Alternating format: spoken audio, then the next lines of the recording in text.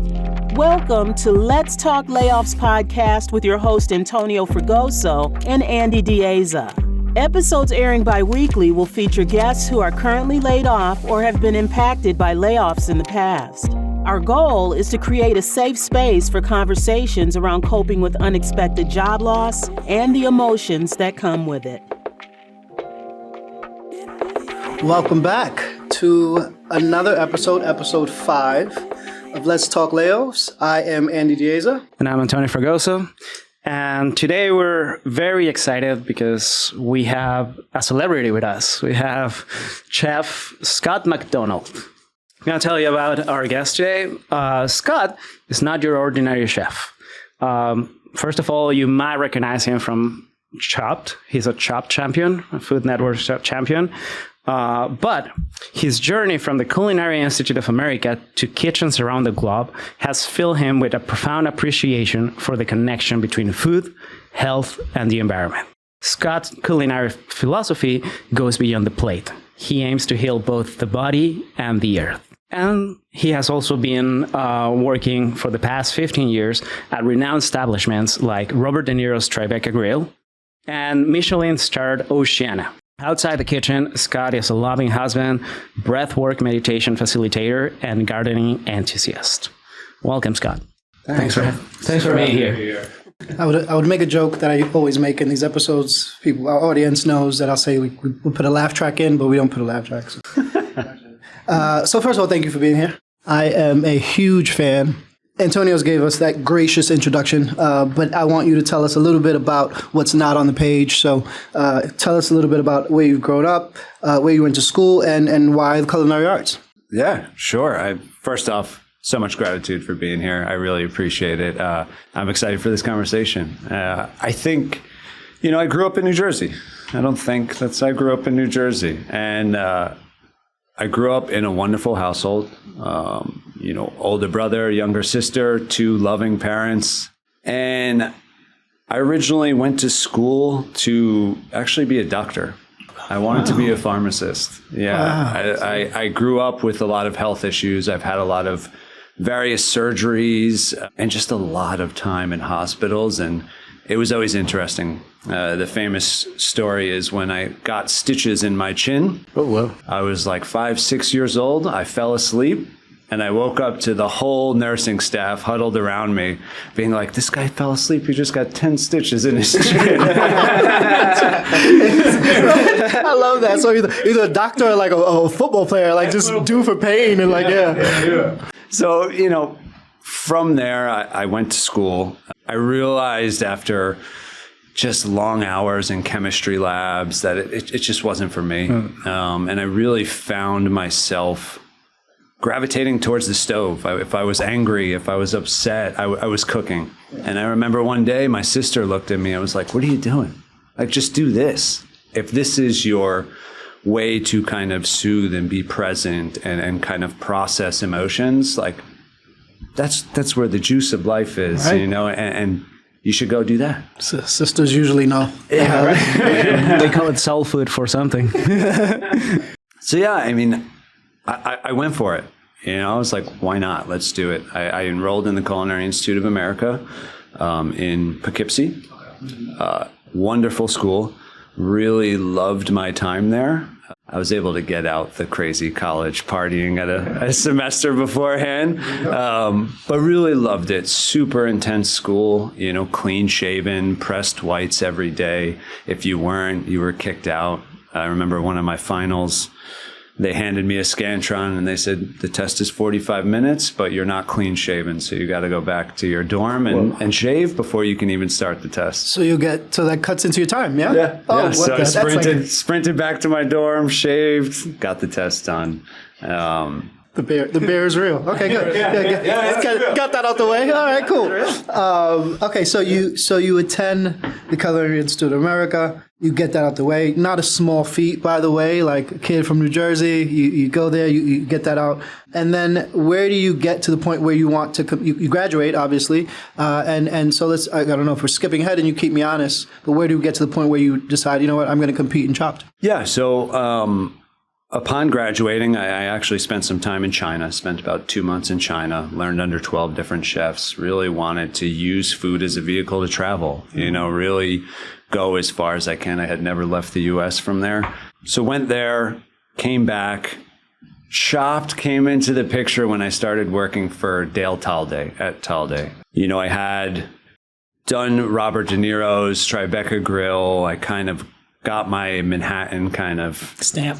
Stamp. I wanted Michelin stars. As chefs, we always want to how far can you push this boundary, So I went to the Michelin star thing. And then I wanted to open a restaurant. I wanted the experience of what is it from the ground up? And I was able to do that in Jersey City with Dale Talde. Nice. And he's a celebrity chef. Right. So once you kind of get into that realm, I was getting emails, once, twice a month. Hey, we're looking for people on Chopped. He would constantly put my name in the hat. And for a long time, I said no. And I eventually just kind of went for it. And I was like, why not? To be on Chopped, to see what I can do up against some serious competition. What was this all about? Yeah, I was like, let's go for it. As creatives, and culinary arts is art. One of the hardest, if not, I think that's a big deal. The competitive nature of that is always in us. Yeah. Okay, so you not only enter the competition, you go out and win it. Just a little, just whatever, small. Tell us a little bit about that. What did that do for your career? Yeah, it did a lot for my career, did a lot for my confidence, did a lot for just my excitement around the industry. I think when I originally wanted to do Chopped, it was to compete, but it was also to see what goes into these shows. Mm-hmm. Yeah. There's so many of them at this point. There's so many seasons. I was like, I gotta at least experience what this is all about. And Chopped is the real deal. Tell us about that. Yeah, so it's, I thought there would be gimmicks. I thought you would know what's in the basket. I know there's other shows out there that they tell you what's going to be in the basket. Chopped is not that. That's right. And Chopped, you meet at 6:00 in the morning, first off. Wow. And the first round is by 7:30 in the morning. Oh, man. So super early. We do 2 or 3 fake takes of you opening your basket. Mm-hmm. And then next one's real. Open your basket and go. Whoa. Wow. Yeah. I'll tell you what, the time goes a lot faster than you thought. Yep. The first round, I was like, I just made it on. I was like, holy cow, this is going to be rough. That's amazing. And just, again, speaks so much to you and, right, the discipline and just, the professionalism. Okay. So we fast forward a little bit. Chopped, you compete, you win. And this happens, you back up a bit. You're with Talde, you're at Talde, you've had that experience, you've been around a celebrity chef, and now you're kind of, you won this competition that's put you in a unique position to maybe become one if you so choose. Yeah.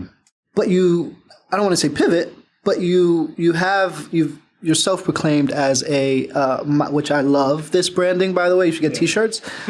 Mindful Michelin-starred chef is amazing. Yeah. So Chopped is an experience. Talde before that. What makes you tell us a little bit about that pivot of just being mindful after all those experiences? Yeah, I appreciate that. First off, it was a hard road. I hit Chopped, and then things definitely increased. And when I was with Dale, Dale opened he had at one point 15 restaurants in 5 years. Wow.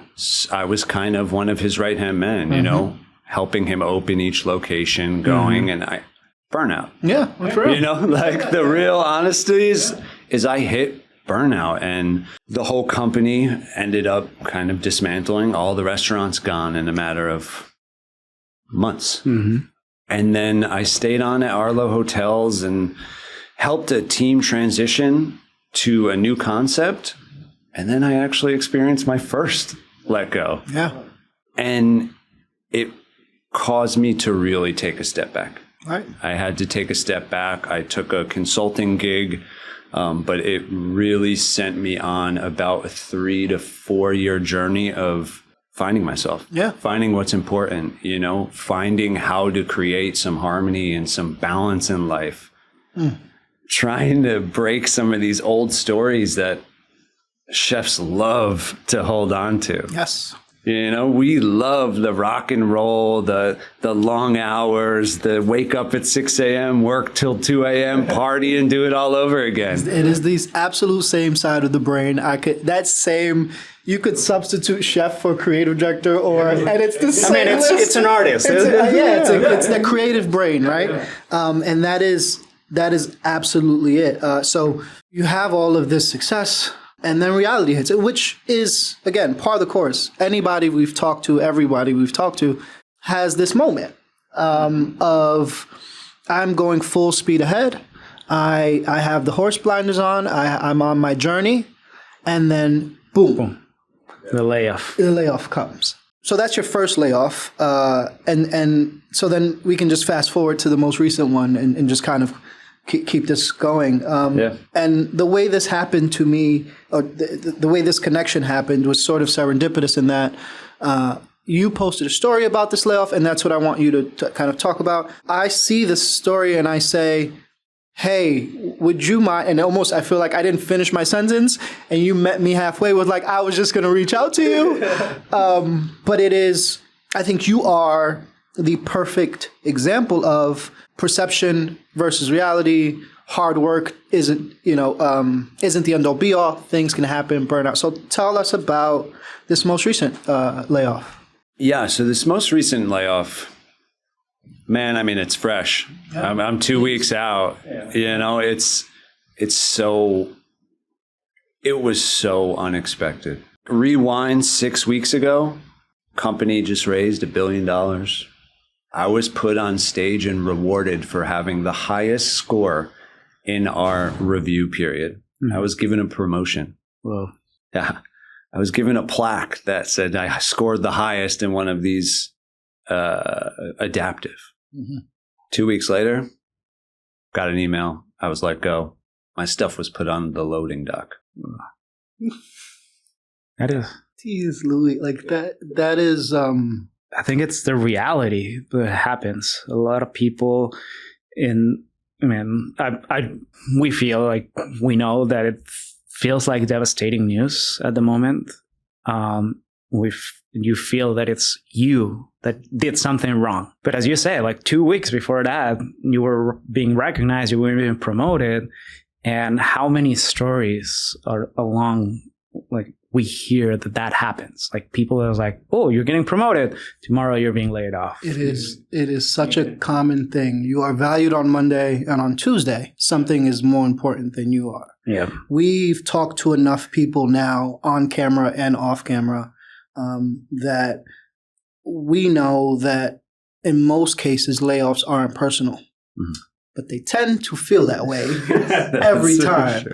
And in my opinion, the culinary arts are one of the most personal practices of the arts. You are literally responsible for the nourishment of other people. Mm-hmm.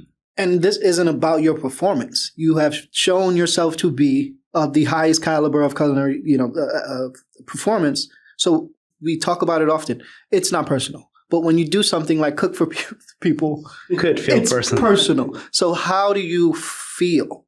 It's a good question. And when it originally happened, like I'm sure you've heard and felt, it's overwhelming. It's all the things come up. Mm-hmm. Yep. The fear, what am I going to do now? The taking it personal. Oh my God, this company would, screw these guys, Then, if you touch on it, you get sad.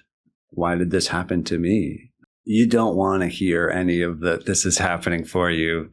For a reason. There's a reason. You don't want to hear it, but I allowed myself to feel everything that came up. And it took me a long time to get to be able to do that. Mm-hmm. And the power in being able to really sit with this shame, the sadness, the guilt, the anger, it's transformational. I think a lot of the times, even my old story, I was a stoic guy. Yeah.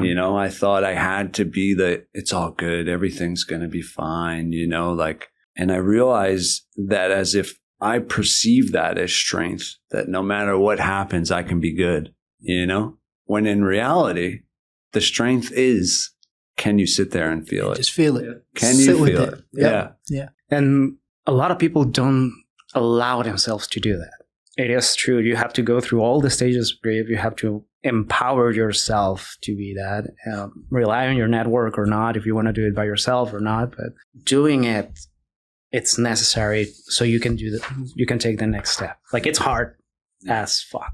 And I think it's one of our first curses, but it is hard as fuck. I would just, and I didn't, this is all, like, when you, just because I can relate to, I'm currently unemployed, sitting with it is something that I've been trying to perfect. Not really, but just get used to doing it, right? Not distracting myself with this or that or going out and blah, blah, blah. I know what I've taken, what I've come away with in this moment of like solace. And as men, it's, we won't, this isn't that podcast, but we can one day. What did you come away with after? And I know, like you said, it's fresh for me. I'm 3 months removed from my last gig. And what did you come away with after sitting with yourself? And if you're still processing, totally. I mean, I'm totally still processing, but there has been an immense amount of value that has come from the 2 weeks of processing.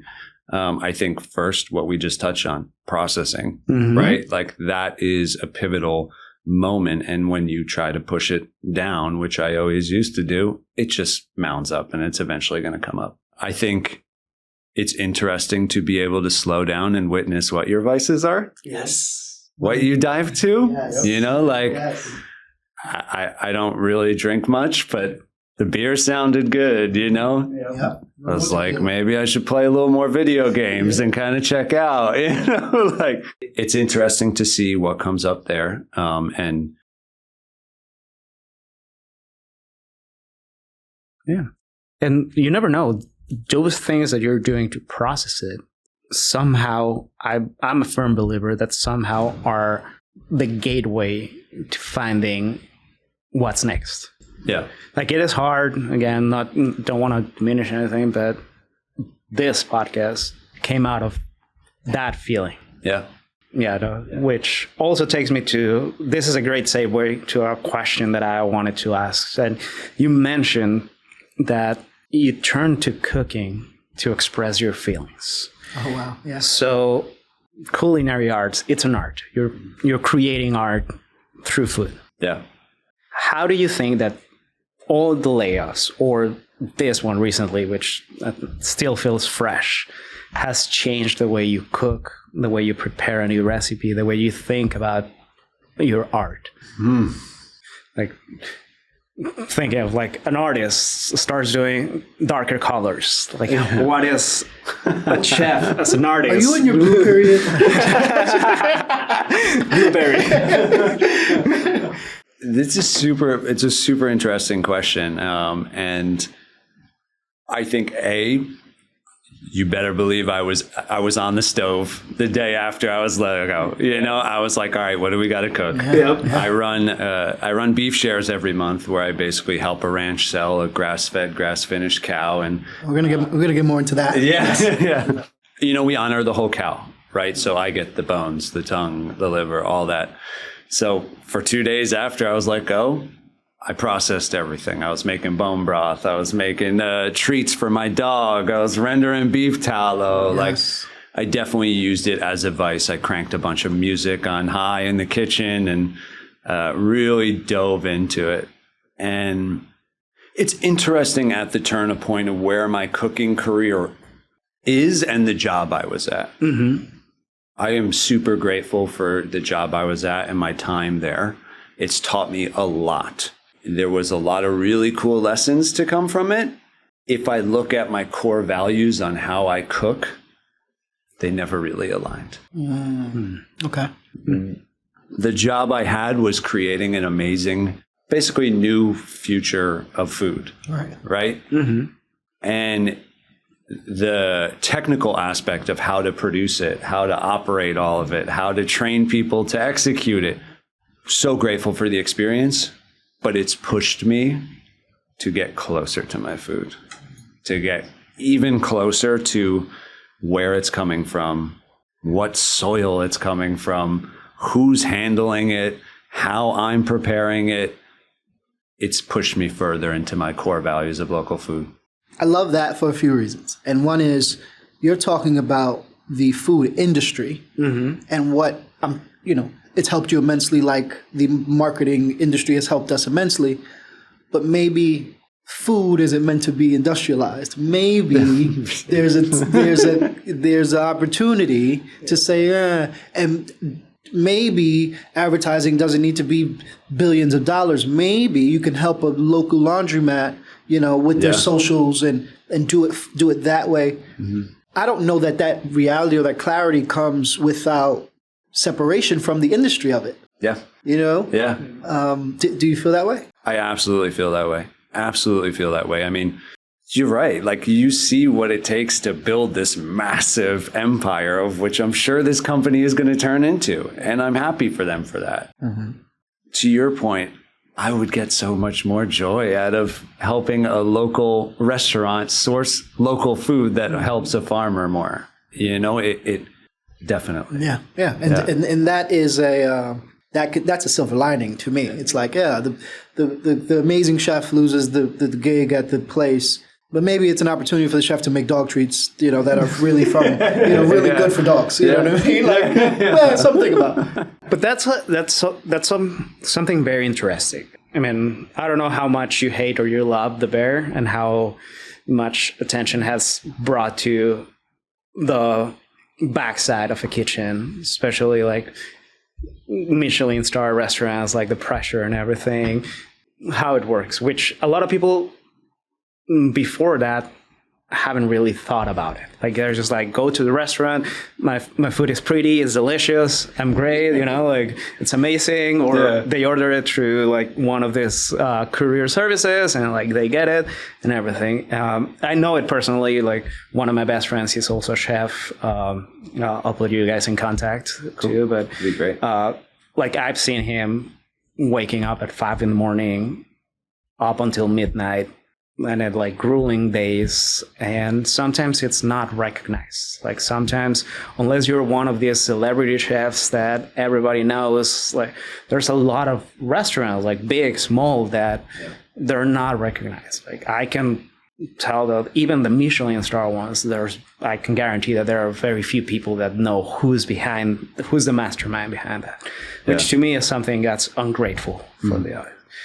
But that perspective of like talking about like the bear, how do you think that has benefited or hurt the industry, like bringing that perception to this, like what you're mentioning, like more local restaurants trying to like source locally sourced food, cooking that, or creating like more nourishing, planet-friendly menus? Like, I love this question. I love the bear, and it's funny, ever since it came out, it's like, it's the new question I get. Really, it used to be, what's your favorite thing to cook? Now it's like, do you like the bear? How do you feel about right up in front of a room service? Like, excuse me? What?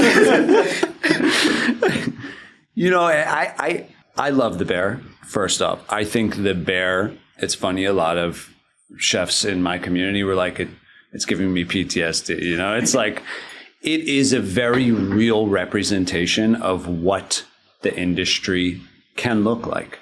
I think, having Maddie Matheson in on it to basically shine that light of what's really going on and trying to present that is what made it so successful. There has been a few chefs that think the opposite.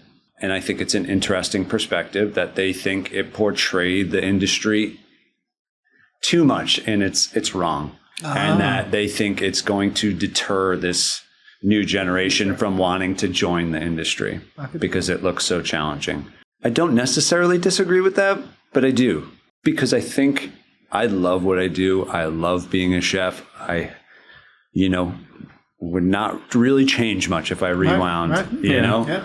But if I knew it was like this, is that hard, or this hard, I might have thought a little bit. I probably would have ended up doing it anyway, but no one showed it in that way. Right. Everyone was just like, it's a really hard industry. I was like, Yeah, cool, but I'm going to do it. Right. Like, look at Gordon Ramsay. You know? Sure, He's pretty cool, dude. Yeah, he looks okay. He's doing all right. It's like, I could do that. No, but maybe that's a good thing. And that's what you were talking about, that the industry needs to be so industrialized, so like big. Maybe hopefully it brings that light that there's not a necessity for being like that. Like, like brings a revolution into how we approach culinary instruction, education, how we approach creating restaurants, and like I know to get a Michelin-starred like service, everything has to be perfect. It was like a grueling process that everything has to be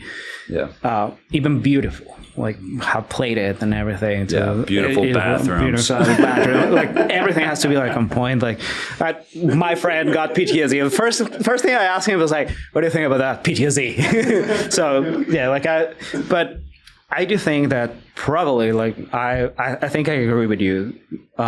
A lot of people are going to be deterred or going to feel deterred, but the passion for cooking is still going to be there. Yeah. And I think that might be an opportunity to like reframe the industry to something more sustainable for everyone, like for the people, for the earth, for... Hopefully it helps with how they handle layoffs and don't put people's things on the docks, because that is fucking insane. Yeah. Excuse me. Curse number 2. Yeah, I agree. And I think it's important to also bring up that if we go back to COVID, when all the restaurants were shut down, we're back open and people are still trying to do it the same way. Right.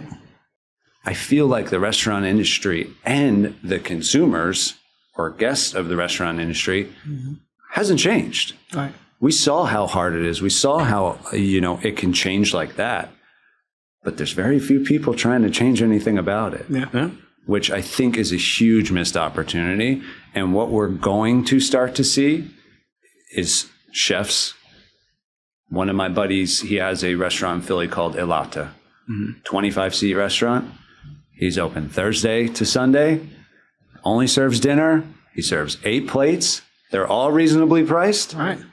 And he can have a life. It's doable and it's sustainable, and it speaks to today, to a post-COVID world, to a world of more sustainability, to a world where we have earthquakes in New York and snowstorms in California, right? Like maybe there's ways to do things a little bit differently coming out of what we've People still love it. Like people... Yeah, like I've been to Michelin-starred restaurants thanks to my friend, dinner dates and everything. But people love going through like the taco stand and going through the like full experience. Sometimes it's people go there for the food, the nourishment, the good time that brings the food. Like it's comfort food, not the industry, not the industry. So absolutely. You never know what dish or dinner is going to set that thing off. And that thing, I mean, that reconnection to your childhood, that love of food or from the flavor or the smell or the sight. You never know what it's going to be. The ratatouille scene. Yeah, exactly. Yeah. Let's see if Disney allows us to put it on the edit. I don't think so. No, I think you're fine. No, but I do have a question, like a more creative one, now that we're talking into this and everything. This is probably, you might like it, probably you're going to hate it, but think about a layoff, get inspired about this. We're at your Michelin-starred restaurant. What would be a 3-course, 4-course meal for a layoff? Like that would be your Scott's 3-course dinner for a layoff. For a layoff. The menu item is the layoff. What is it? Yeah, come on. This is your basket. Oof. Well, let's see. That is a great question. So I like the basket idea because I think the basket lends yourself to like some real curveballs in there. Yeah. I think you're getting like a chicken breast. Okay. Right? Because it's kind of like, nothing too crazy, I think we're adding some sort of like Calabrian chilies or spice to it, some fire to it, something grilled. So hot, I forgot why I'm doing this. Yeah, exactly. And there's got to be something weird in it. There's got to be like some curveball that you didn't expect. I don't know. In my mind, see what this is. Okay, now we're in it. In my mind, it's like it's comfort, right? So to your point, and so it was like soup. Although I don't do soup as a main course. I know I get judged a lot for it, but it's like I think a soup should be there somehow. Wow. Like it's like a comfort. I'm sad soup. Yeah. But then, like, I feel like that has to be. Maybe that's your starter. Your okay. Yeah. You get your chicken breast for your medium with your spicy kick in the mouth kind of. I'm laid off. I forgot. Yeah. And then dessert, I think has to be like it has to make you laugh. Yeah. Like it because you're sad, right? Yeah. So like you've gone through. It's covering some stages of the grief. Like, and there needs to be some sort of like. It's a blessing in disguise. Yeah, maybe it's like a cream puff or something. Yeah, exactly. Whoa, it's stuffed with something. It's actually going to be awesome. That's amazing. I'm sure you bite into it. I'm not going to lie, but I think we have a restaurant idea over there. Hey, we got to edit the cut. No, that's I love that. I think I think it's we did something similar with a stylist. And so that's amazing. I love the chicken breast with like chili. Just forget about it. Oh my God. It's like I forgot what the rest of my day was like. That is amazing. I want to ask a little more about your again, so I'm completely sold in on the mindful Michelin-starred chef. And so I just want to talk a little bit we're coming down on the wire here, but I want to talk a little bit about that, as I think, so stay with me as I connect this bridge. I think the ability to work in such an industry that is so demanding and so can be so hard on you. And, now for me, it started at Chef's Table, not the Bear, but the little window we have into it, we know it's not easy, right? Mm-hmm. And to having gone through a layoff or a few, which is not unaccustomed for chefs. It's a part of the course, like they say, for creative, marketing creative. The ability to still come out of that and do it at the highest level like you have and still want to be mindful and not be the stereotypical white chef asshole guy that we see on TV, I think says everything it needs to say. One, about you, and two, about not allowing a layoff or employment to affect you to the point where you don't have a point of view. So I just want to know a little bit about why, because the Michelin-starred chef almost always says, I don't have to be nice. So like just that notion of that archetype says mindful that's almost oxymoronic, right? Mm-hmm, yeah. And so for you wanting to do that, just tell us a little bit about that. Tell us about honoring the entire cow. I think that's amazing. So just give us a little bit about that. Yeah, I mean it's a whole podcast in and of itself, yes. and I've done a few, but kind of what I was talking about before is where we are stuck in these stories as chefs. We think this is how it's supposed to be done. And as creatives, I'm sure you guys can connect. A lot of chefs bury themselves in work to avoid what's really going on. Yep. Right? I can stay busy for 14 hours a day and I can never sit down and realize that I'm overworked, underpaid, and frankly, just sad. Mm-hmm. And I did that for 12 years. I got really good at it. I got really good at being stoic and working 16 hours a day, 7 days a week. You enjoy your craft, but what surrounds the craft is... Yeah, I saw the toll it took not only on myself. I spent some time traveling, and I really, thanks to my lovely wife, got immersed in meditation, in breath work, and sitting in circles with people that are not scared to sit and be open and vulnerable with their feelings. Yeah. And when I saw that, going back to the industry and seeing how much we were all avoiding those things and what traumas were being put onto us during work, I knew I had to be a part of something better that was going to be a bigger change. I knew I had to be open and do it for myself to show other people that it's possible, to inspire change in the industry. Yeah. What we were talking about, I mean, there's a life where you can have fun cooking in a kitchen and be respected and notarized for your food and help out a community and help out your staff. It's possible, and I'm going to show the world it. And to get to that point, we need to eat right. Right. Mm-hmm. Right.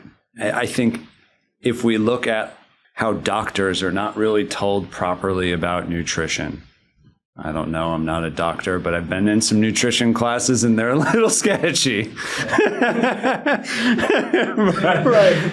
Chefs are the same way. We take a nutrition class at the CIA just for knowledge, but we're there to create delectable, delicious food most of the time. And as much as I loved indulging in that whole aspect of life, it affects how you think and you feel. Yes. Mm-hmm. To the fullest extent, right? Your stomach is your second brain. Mm-hmm. All the research and the news about your microbiome being your second brain, that microbiome is built from your food. Mm-hmm. Not only from your food, but what soil that food was grown in. Mm-hmm. The billions of bacteria and viruses and fungi that are in the soil help create nutrient-dense plants or animals that then feed back your microbiome. And when you get that system in a cycle, you will feel like Superman, and you're able to make clear decisions. You're able to kind of regulate yourself. And I started to see the world in a whole new way. Yeah. And for a lot of people, I think they're still conditioned that delicious food does not equal healthy, nourishing, nutritious. Like it has to be something fatty, extremely greasy, like the comfort food, like how they cool. But I am with you in this. Like to me, food can taste delicious, at the same time be what your body needs. Yeah. So I'm with you. Like I'm a big fan already. Like I just love your outlook, man. The perspective is just so needed, right? Like I can't imagine what it was like to be laid off. I can. But like I said, it's such a personal thing to come out of that still fresh. And this is not you've had this mission. I've followed, obviously. So I know that you've been on this mission prior to being laid off, but it's to not let it deter you. I guess my hope is that you don't let that deter you, that you know that you are much more than whatever that establishment was, and that your mission is one, sustainability is a buzzword, but it's necessary. We eat all the wrong things. I know, because I love all the wrong things, and we need the people at the top of the funnel, at the top of the pyramid, to say, hey, you know what? Let me change the way this is done. People that can impact leaders of industry to say, hey, it doesn't have to be done that way. You can let me go. You can lay me off. You do it as messed up as you like. Yeah. But my purpose is bigger than this, right? That is the ultimate takeaway for me, is like, you are here for such a bigger reason. I happen to know your wife. We've worked together. I know she's one of the greatest creative minds I've ever had a chance to sit next to. And so I know that it's just the house. I know the household vibrates that. It's just a bigger purpose. And I just don't lose that. That would be my closing statement of, a layoff is one thing. Your purpose is clearly bigger than that. You're a chopped champion, for Christ's sakes. I think the mindful Michelin-starred chef. That's your podcast name. That's something to think about. Yeah. Or not. Yeah. Whatever. Fine. Just throw it out there. Studio. We know a place. We know some people. But it's necessary. Yeah. It's just necessary. When people talk about animals and extinction and all those things, everybody's mindful of those things. Everybody wants to be a part of it, and then they go have a steak from wherever the steak is closest. It's like, oh, okay, so you don't really, And again, I'm not above that. I partake probably in the best, but I know some people that make me think about it in a different way. I'm talking about him. Just kidding. Innuendo gets lost sometimes. I know some people that'll make me think differently about it. With your audience, you'll make them think differently about it, and so on and so forth, and so on and so forth. And that can't be stopped by a layoff. Yeah. No, but before we go, I don't want to ask a question of what's next, because I hate that question. I'm pretty sure you will hate that question, especially in this mindset. next 2 months, you'll next 2 months. But we want to give you our small, big platform to feature whatever project you want to share with our audience. Like, we want to, this has been really rich conversation. We're really excited about this. It's a different perspective that we're very happy to have here on the podcast. And yeah, we want to give you the 3 cameras, the mic, for whatever project you want to promote, you want to talk about. It's all you, man. Yeah, I appreciate it. I also appreciate the kind words. What's next? Honestly, Andy knows. I mentioned I'm selling all my stuff. I'm getting an RV and I'm driving to the West Coast. I'm taking 2-3 weeks. I'm taking my time. I'm seeing the world, and I'm getting out to what I think is one of the best agricultural regions in the world. If I look at my mission and my values, I need to be surrounded by the best doing it. And I think California is one of those places. But my mission and my offerings remain the same of I want to help people source local food. Mm-hmm. It's something that I offer on my Instagram, Chef Scott McDonald, SKOTMCD. We'll feature it on that episode. Yeah. We'll all in the description. You'll see it all down there. Go get it. But yeah, I offer local sourcing calls. So I'll actually take your zip code, I'll plug it in, and I'll tell you where to get your beef, where to get your chicken, where to get your eggs, where to get all your produce from, what farms to support. And I have gotten to the point where I maybe go to the grocery store, in spring, maybe once a week, if not that. Everything is set up. I split a half a cow with 8 people once a month. Mm-hmm. My CSA, so community shared agriculture, supported agriculture, gets dropped off at my house from the best farm right around by me. My dairy is from a local farm in Pennsylvania, all organic, all raw, and I get my cheese from there, and I pick that up once a week. So my jaw, I literally just had to close. It's like, wait, once a month, the cow, you split it. This is like, they're living the dream, people. What are you doing? Let's sign up. They're living the dream. Like, well, you know how many times I go to the supermarket? Yeah. Oh, no, you don't even have to. It's nothing. There's nothing super about my market. Let's just be clear. And I'm there a lot. You know what I'm saying? It's out there, and I think, the eggs are right down from the street. It's all out there, but it's hard to find. You need to put in the legwork to find it, and you need to start to build a relationship with farms. And that's if not my main offer right now.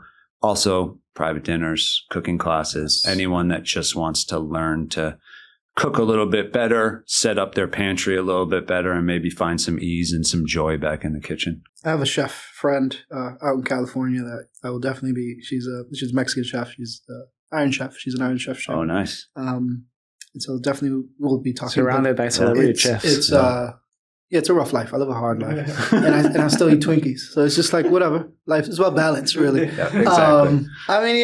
That's it. You just, man, thank you. Please, the takeaway is just don't let a layoff deter you from your purpose. You've clearly found your bigger purpose, and we need it. And so thank you. Ladies and gentlemen, Chef Scott McDonald, this has been another episode of Let's Talk Layoffs. Thank you so much. Thank you. See you next time. Peace. Thanks for listening to this episode of the Let's Talk Layoffs podcast. Please leave us a rating and review on whichever podcast provider you're listening from, so we can continue to provide a platform for those impacted by layoffs. For more information and resources, please visit www.letstalklayoffs.com.